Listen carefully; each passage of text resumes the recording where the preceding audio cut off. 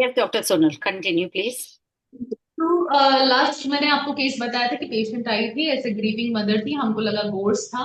पर मेन उसका जब मैंने डिग किया तो वो धीरे धीरे जब ओपन अप होने लगी तब वो उसका गुस्सा उसके आंखों में दिखा। वो बोल रहे कि मैंने सारे भगवान के फोटो भी मैंने बाहर रख दिए ना, अभी मेरे घर में कोई फोटो नहीं है, मैं जहाँ पे मेरे बच्चे की डेथ हुई थी वो घर गांव में है, कभी वहां पे गई नहीं हूँ। जो लोग मेरे फंक्शन में आए थे उस फंक्शन में आए लोगों से भी मैं बात नहीं कर रही हूँ। आई नो इट्स अनफेयर, पर उसको गुस्सा इतना था, उसको रिजेंटमेंट इतना था तब। फिर उसने बोला कि मेरी जब दूसरी बेटी आई तब मुझे लगा कि मेरा वही बच्चा वापस आएगा, पर नहीं आया, तो मैंने अपनी दूसरी बेटी को भी 10 दिन दूध नहीं पिलाया था। तो अभी ठीक है, लेकिन वो जो कहीं ना कहीं रिजेंटमेंट है, वो गुस्सा है, ठीक है। तो वो एक बिलो पर्सनालिटी नहीं बोल सकते, लेकिन दैट स्टेट वाज बिलो। मतलब द फियर ऑफ, मतलब the state of being in unfairness, मेरे साथ इनजस्टिस हुआ है। There is a suppressed anger. वो किसी भी भगवान से भी वो लड़ गई, मतलब भगवान से भी गुस्सा है वो इंसान। तो मेरे सामने ना गोर्स बैठा था, मेरे सामने ना मिनुलस बैठा था। उसकी सही कंडीशन नंबर बिलो पे। मैंने दी, होम्योपैथी मेडिसिन दी, और वो आई थिंक 1.5 महीने के बाद वापस आई। उसके हेयरफॉल अभी भी थे, क्योंकि मैंने बताया था कि 3 महीने लगने वाले हैं। लेकिन that she was very quite happy content, उसकी नींद भी उसको काफी अच्छी आ रही थी, उसका एनर्जी लेवल भी अच्छा था। तो this is how you know कि ये पील, अनियन पील, कोर पर्सनालिटी कुछ और हो सकती है, इवेंट की वजह से कोई और इमोशंस हो सकते हैं। और उसकी धीरे धीरे जब वो पाइल अप होता है इमोशंस, वो ग्रीफ, वो किस तरह से जाता है, वो रिजेंटमेंट, अनफेयरनेस, अंदर का गुस्सा, तो वो फुट के बाहर। तो ये आपका काम है कि उसके अनियन को पील कर रहा, मैंने आज विलो दी है, कल जाके मैं उसको स्टार ऑफ बेथलेहम दूंगी, हनी शक्ल दूंगी। फिर अगर मुझे जरूरत लगी तो मैं मेमुलस दूंगी, नहीं तो छोड़ दूंगी, कोई जरूरत नहीं है म्यूमुलस को करेक्ट करने की। तो this is onion peel, this is how you manage case. ना पर्सनालिटी और सिचुएशन रेमेडी सिर्फ आपकी अंडरस्टैंडिंग के लिए है। मैंने अपना लिस्ट बनाया है कि कौन सी प्योर सिचुएशन में हो सकती है, या क्योंकि ठीक है। तो लास्ट में ये बताना चाहूंगी कि आई थिंक 1 और 2 मंथ्स के बाद हम लोग अपना एक मास्टर क्लास लेने वाले हैं। उसका नाम है transform yourself with Bach flower, जहाँ पे वो काफी लिमिटेड सीट है, 20 या 25 लोग लेने वाले हैं हम उसमें, ताकि हम उसमें काफी इंटरैक्टिव सेशन जैसे अपना हमें अभी किया उस तरह से रखने वाले हैं, जहाँ पे आपको पता चलेगा कि इमोशंस कैसे काम करते हैं। आपके अंदर आपको झांकने का मौका मिलेगा कि कौन सा इमोशंस आपको परेशान कर रहा है, क्योंकि हर कोई लाइफ में अगर सेटल्ड भी है, पर अंदर से एक एजीनेस है, एक इरिटेशन है, एक सेल्फ क्या बोलते हैं कि एक डिसअपॉइंटमेंट भी है, और कुछ खालीपन लग रहा है, कुछ अच्छा नहीं लग रहा है। ये सारी चीजों को हम अच्छे से फोकस करेंगे, आपकी कौन सी मेडिसिन हो सकती है, आगे उसका क्या सोल्यूशन होता है, ब्रेन रिवायरिंग क्या चीज है जो आपके और आपके पेशेंट के लिए बहुत काम में आने वाली है। तो किसी को भी डिटेल चाहिए तो आप मुझे या डॉक्टर रितु को मैसेज कर सकते हैं, क्योंकि वो काफी शॉर्ट और सबके लिए नहीं है। तो हर कोई मत पूछेगा, जिसको जरूरत है वही हमें पूछेगा, तो उसको ही हम उसको देंगे कि किस तरह से करने वाले हैं। दूसरा, ये लिस्ट जो मेडिसिन मैंने अपने लिए लिस्ट बनाई है कि कौन सी पर्सनालिटी या कौन सी दोनों में आती है, तो वो मैंने अपने लिए बनाई है। तो आप चाहे तो मुझे मैसेज कर सकते हैं पर्सनली, मैं आपको दे दूंगी 1 2 दिन में। ओके, नाउ होप आपको समझ में आ गया होगा। आप ग्रुप में अपने रिव्यूज लिखिए, ताकि हमें इंकरेजमेंट मिलता रहे। और now back doctor Ritu. Doctor Ritu ma'am, please come. Yeah. Thank you, Dr. Sonal, for this beautiful detailed session. It was very insightful. But yes, हमें अब ये तो समझ में आ गया है कि डायग्नोस्टिक मेथड एक तरीके का मेथड है just for us to understand कि बाहर से अंदर तक कैसे जाना है, राइट। कभी हमारे घर में कोई आता है तो बाहर के हुलिये से थोड़ा बहुत जज कर लेता है इंसान की घर कैसा होगा। अगर बाहर जूते फैले पड़े होंगे, शैबी होगा, कचरा होगा, तो हमें समझ में आ जाता है कि केयरलेस लोग रहते हैं। सो बाहर के उससे हमें समझ में आ जाता है अंदर का कैसा होगा। So it is just for us to understand कि हमें कैसे परसीव करना है, न कि पेशेंट को, न उसकी इलनेस को, लेकिन अपने थॉट प्रोसेस को। इनफैक्ट थेरेपिस्ट को भी ये समझना पड़ेगा कि मैं अगर सोनल से बात कर रही हूँ, सोनल इतनी फटाफट बोल रही है, कर रही है, तो मैं मेरे मन में परसेप्शन बैठा लेती हूँ कि सोनल इम्पेटियंस नेचर की है, जो कि वो नहीं है। लेट मी टेल यू, मैं सोनल को काफी टाइम से जानती हूँ। ये उसकी सिचुएशनल रेमेडी है। हो सकता है मैं बाद में बोलूं कि वो इम्पेटियंस है, लेकिन ये सिचुएशनल रेमेडी है। और क्यों है? उसके घर में एक छोटा बच्चा है, घर में सास ससुर है, उसको अपना क्लिनिक भी देखना होता है। There multiple things. Indian culture में अपना हस्बैंड भी देखना पड़ता है, ठीक है, बच्चा देखना ही पड़ता है, इन लॉज है, बहुत सारी चीजें। जब बहुत सारी चीजें कम समय में करनी होती है तो इंसान हर चीज फटाफट करता है। हाँ, हमें ये थोड़ा अंदाजा हो जाता है कि अरे ये तो खाना भी तो फटाफट खा रही है, तो समझिए उसके दिमाग में ये भी चल रहा है बच्चा उठे उससे पहले मैं खाना खा लूं। हम्म? तो ये सिचुएशनल रेमेडी भी हो सकती है, ये टाइप रेमेडी भी हो सकती है। तो कभी जैसे मैडम ने बोला जरूरी नहीं है कि टाइप रेमेडी है तो हम उसको अभी नहीं दें, अभी उसकी हेस्टीनेस को हमको थोड़ा सा संभलना है ताकि वो खुल सके, बराबर बता सके। So it is all in all about how you are taking a person's history. तो उसके लिए सबसे पहली चीज जरूरी, आई विल अगेन रिपीट, कि उसको थोड़ा सा and kindly mute your self, so this will be very easy for all of us. अगर आप लोग सब म्यूट कर लेंगे तो बहुत आसान हो जाएगा।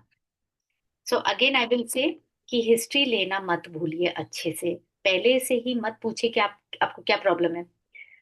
Make them feel at home, नाम पूछिए, सब कुछ पूछिए, as I said. So in short diagnostic method में आपको फटाफट से बता देती हूँ कि the first 12 essences, right, they show what kind of a nature और what kind of a person you are deep down. जरूरी नहीं है आज मैं इतनी रिलैक्स मोड में हूँ so I am that kind of a person, no not at all. एक टाइम ऐसा था जब मेरे बच्चे भी छोटे थे तो हर काम हर चीज फटाफट। Now I am relax, so this is a situational thing. But core क्या है, वो हमारा नेचर क्या है, what kind of a person we are, what describes us as a person is a personality type. इसमें वो 12 है, हमें पता है वो क्या है। नेक्स्ट हमारा आता है अगेन 7 हेल्पर्स। ये जो क्रॉनिक चीजें हो जाती है ना, क्रॉनिक मल्टीपल इमोशनल जो हमारे ऊपर एक के ऊपर एक के ऊपर चढ़ा हुआ होता है, तो ये सपोर्ट करते हैं। अगर इनको हमने खोला तो ये सपोर्ट करेगी कि हमारी टाइप रेमेडी क्या है, हमें वहां तक कैसे पहुंचना है। सो ये सपोर्टिव मेडिसिन है, ये जरूरी नहीं है कि ये इमीडिएट रिस्पॉन्सेज है। इमीडिएट क्या होता है, जो ट्रोमैटिक इवेंट्स होते हैं, जो आज की तारीख में इमीडिएट इफेक्ट में हमको चाहिए। तो आज आप मेरा शांति से दिन निकलेगा, अगर आज आपने मेरे को संभाल लिया तो मैं कल जाके आपसे खुलूंगी। तो कल जाके आपको मेरे वो चीजों के बारे में, 7 हेल्पर्स के बारे में पता चलेगा जो कि जनरली कॉलेजेस में होते हैं, चाइल्डहुड में होते हैं, टीनेजर्स के उसमें होते हैं वो चीजें। सो और कुछ नहीं, परत बाय परत खोलने की बात है। और साथ ही साथ आपका जजमेंटल नहीं होना है जब आप पेशेंट को देखते हो। यार ये पेशेंट तो ऐसे उखड़ी हुई बात कर रही है मुझसे, बराबर बता नहीं रही, हो सकता है आपका तरीका सही नहीं हो निकलवाने का, राइट। सो आप नेक्स्ट टाइम जब भी पूछें कि ये प्रॉब्लम आ रही है, तो उसके लिए हमारे पास होम्योपैथी है, उसके पास हमारे पास एलोपैथी है, लेकिन सपोर्टिव मेडिसिन जो कि मेंटल पे काम आती है वो सिर्फ बैकलर रेमेडीज हैं। And you all can be a therapist, बशर्ते आपको बहुत सहजता से हिस्ट्री लेनी होगी, अपने पेशेंट को समझना होगा।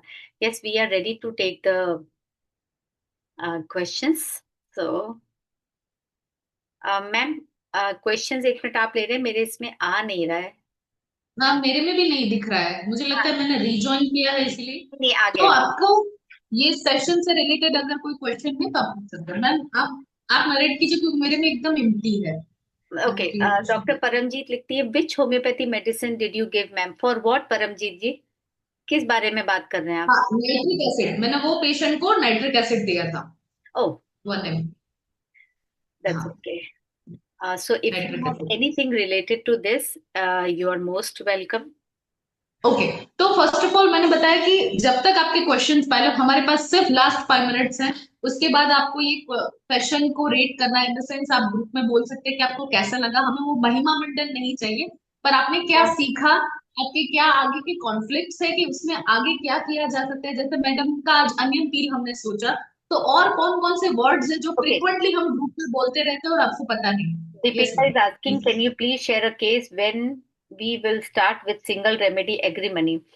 ये तो ऐसा वाली बात हो गई दीपिका जी, कि आपने सीधे से ये पूछ लिया पेशेंट क्या है क्या नहीं है, उससे कोई लेना देना नहीं, उसकी एग्रीमनी कब आएगी।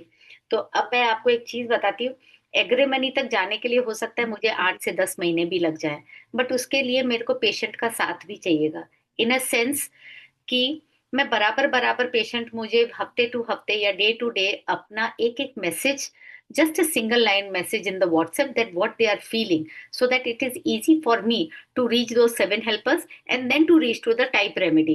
तो जरूरी नहीं है आज एग्रेमिनी टाइप रेमेडी है तो कल नहीं होगी।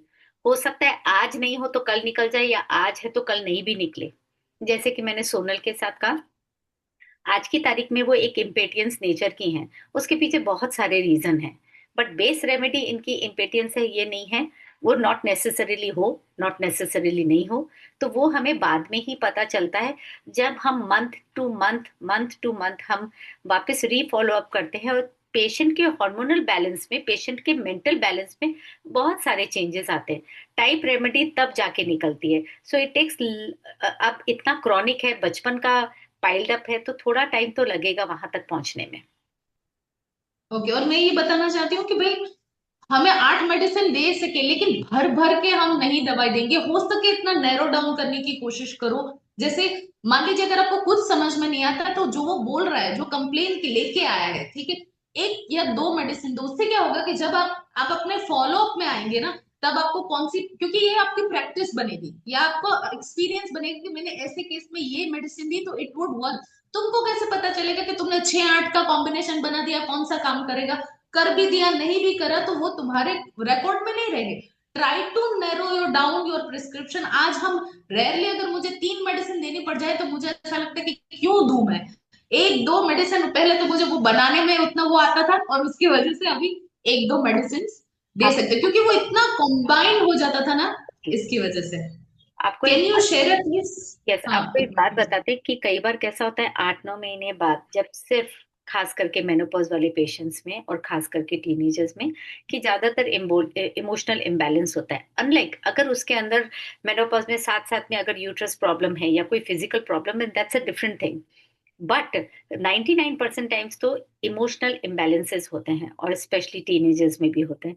तो उसमें हम कई बार वन सिंगल रेमेडी तक भी पहुंचे, जिसको हमने कपल ऑफ मंथ्स तक किया है, एंड उसके बाद we have a very good result. But वो कपल ऑफ मंथ्स तक पहुंचने के लिए हमको 7-8 महीने भी लगते हैं, कई बार 1 साल भी लग जाता है। और जैसे कि दीपिका पूछी कि कैसे पेशेंट ओपन अप होता है, वो फिर एक इट्स आर्ट ऑफ हिस्ट्री, कि उसको कैसे ओपन अप कराना है, वो एक आर्ट है। और उसके लिए काफी पेशेंस भी चाहिए होता है। सो दीपिका जी, वो तो हम लकी थे, मैं, डॉक्टर सोनल, मानसी और रेशमा, कि हम डे इन डे आउट दादा के साथ रहते थे, एंड एवरी डे अराउंड 9:30-10 हमारी क्लास होती थी, जिसमें फोकस होता था taking history and multiple questions thrown by Dada at the end of the history. Live cases होते थे, लेकिन उसके बाद जो हमको क्वेश्चंस, एरे ऑफ क्वेश्चंस आते थे दादा की तरफ से, और साथ में जो डांट आती थी, सो दैट ओपनड अप। अब वो समय भी नहीं है कि हम ऐसे आर्ट ऑफ हिस्ट्री ले सके, या ये कह सके कि we can be in the live sessions, it is not possible. वो दादा के केसेस थे, and we are doctors, so we were a part of those cases. But हाँ, आपके आसपास के, आपके फैमिली मेंबर्स में या आपके फ्रेंड्स में कोई है, तो आप धीरे धीरे, आपको नोट डाउन करने की हैबिट होनी पड़ेगी। हिस्ट्री लेना मीन्स सिर्फ वर्बल हिस्ट्री नहीं, आपको एक एक चीज लिखनी होती है, नाम, age, everything in detail, so that whenever you are reading it, आपको कुछ ना कुछ नया निकलता है उस केस में से।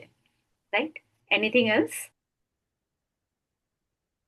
एक केस क्या है कि शीतल जी बोल रहे, can you share a case which involves most children gen X who can not live without distraction.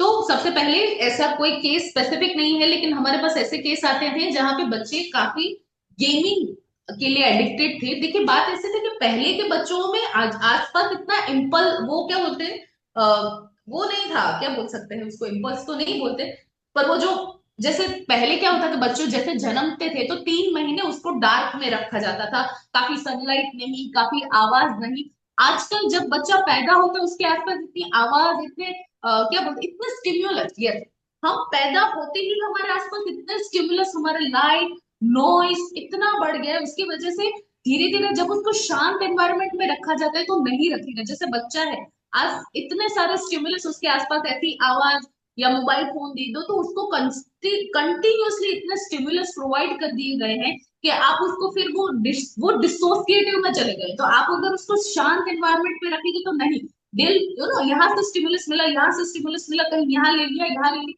जैसे रील्स वाला होता है। जैसे हम एक रील देते हैं तो बार बार देखते हैं, क्योंकि हमारे ब्रेन को कांस्टेंट स्टिमुलस मिलता है। तो हम वो इस तरह के, this is how distraction works. लेकिन आप थोड़ा एलोबरेट कीजिए कि आप क्या क्योंकि एक distraction is a very vague word.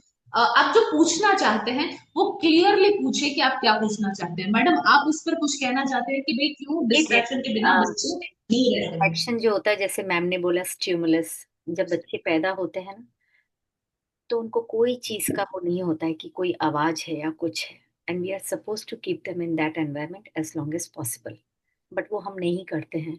So that is also one of the reason. हमारा खाना पीना, हमारा लाइफस्टाइल, हमारा social media and specially the stimulus distraction is a big part of children converting, babies converting into ADHD। कोई भी बच्चा पैदाइशी ADHD नहीं होता है, वो माँ के इमोशंस होते हैं, वो उसका स्टिमुलस होता है, वो उसका बिहेवियर पैटर्न होता है when the kid is growing, उसका एनवायरनमेंट होता है, फैमिली एनवायरनमेंट होता है, कि वो बच्चा के अंदर सिम्टम्स आने लगते हैं ADHD के। रेयरली कोई बच्चा होता है जो पैदाइशी ADHD होता है। अगर ऐसा है तो इसका मतलब माँ की प्रेगनेंसी बहुत डिफिकल्ट गई है, बहुत ट्रोमैटिक गई है, और बहुत सारे माँ के अंदर भी इश्यूज है, she was not very happy during her pregnancy. तब मैं ये कहती हूँ कि हमें अगर जाना है ना, तो माँ की प्रेगनेंसी तक जाना पड़ता है कई बार, and those are known as mother wounds. So ये डिस्ट्रैक्शन विस्ट्रैक्शन, ये तो जस्ट इमीडिएट रिस्पॉन्सेज है that you have to handle, but वहां तक वो बच्चा पहुंचा कैसे, वो हिस्ट्री पे ही डिपेंड करेगा। तो उसके लिए हमें देना क्या है, वो भी हिस्ट्री तक। अब आप ये सोचो कि मैं अपने बच्चे को कैसे डिस्ट्रैक्शन से बचा सकती हूँ, तो आपको पहले पूरा अपना लाइफस्टाइल चेंज करना पड़ेगा। आपको खुद को नहीं देखना होगा टीवी, आपके घर में टीवी नहीं होना होगा, आपको बच्चों को इतना ऑक्यूपाइड रखना पड़ेगा। You will have to play with your kids, you will have to spend time with your kids, you will have to take your kids out, you will have to show the world to the kids. तब जाके उनको इस सब चीजों में time नहीं मिलेगा। लेकिन ना तो हम बच्चों को कोई स्पोर्ट्स में डालते हैं, हमको लगता है बस स्कूल गया, स्कूल के बाद से ट्यूशन गया, कितनी बोरिंग लाइफ बना दी है हमने बच्चों की। ना हमारे पास बच्चों के लिए टाइम है। I am not blaming that both the set of parents are working, so that is okay.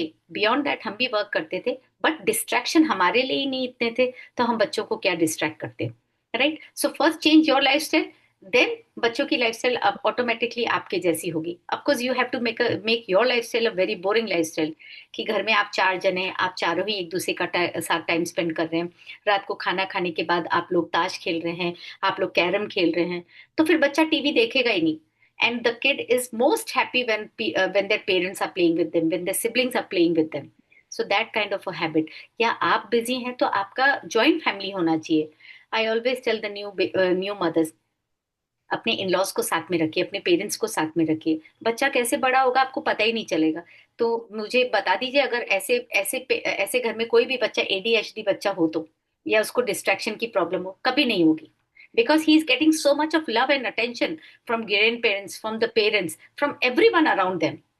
सो वो माहौल तो हमें बनाना पड़ेगा कि बच्चे वैसे डिस्ट्रैक्टेड लाइफस्टाइल में ना जाएं। This is a very long topic and it is quite boring also, लेकिन उसके लिए कभी और, अभी फिलहाल इससे कुछ कनेक्शन में बात है तो बताइएगा, otherwise I think we should sign it off. Sonal ma'am. Ma'am, एक अनुराग जी का मैं लास्ट हाँ क्वेश्चन ले लेती हाँ हूँ, हाँ, सॉरी, फिर इसके अनुराग जी बाद। का तो इम्पोर्टेंट है, उनको नहीं छोड़ हाँ, सकते। ओके। अनुराग जी बोल रहे हैं कि हमारे सभी चीजों का कारण हमारे विचार हैं। अगर विचार को ही व्हाइट चेस्टनट से कंट्रोल कर ले तो क्या डिसीज क्योर हो सकता है? देखिए Anurag ji, thoughts are end products. मतलब कि हमारे जो ख्याल आते हैं वो हमारे कॉन्फ्लिक्ट से आते हैं। ठीक है, थॉट्स प्रॉब्लम नहीं है। प्रॉब्लम जिसकी वजह से अगर कोई इंसान है शांत है, उसके अंदर कोई कॉन्फ्लिक्ट नहीं है, तो उसको विचार नहीं आएंगे, नॉर्मल विचार आएंगे। लेकिन अगर उसके अंदर कॉन्फ्लिक्ट चल रहा है, मेरी बात बोलूं कि जो रील्स होती है उसमें मैं जनरली कमेंट नहीं करती, लेकिन एक बार मैंने कोई रील में एक नॉर्मल कमेंट की, मतलब उस रील को अप्रेस करने के लिए, किसी को टारगेट नहीं किया, कुछ नहीं। लेकिन कोई एक बंदा आके मुझे उसमें काफी अब्यूज करने लगा, मतलब बहुत ऐसी लैंग्वेज है। तो मेरा थॉट, मेरा दिमाग हमेशा कि मैं कौन सा ऐसा रिप्लाई दूं कि उसको मैं आउट नंबर्ड कर दूं, या तो वो पूरा दिन मेरा खराब गया। तो फिर मुझे पता, आई डिलीटेड माई कमेंट। ठीक है, रूट खत्म, थॉट्स खत्म, कॉन्फ्लिक्ट खत्म, आई मेट माई पीस। मुझे उसको कोई कुछ भी उसको मुझे प्रूव नहीं करना था। ठीक है, पर कॉन्टिन्यूसली पूरा दिन मेरा इसमें ऐसा गया कि कुछ कैसा मैं जवाब दे दूं, ऐसा कैसा उसने मुझे बोल दिया, दिस एंड दैट।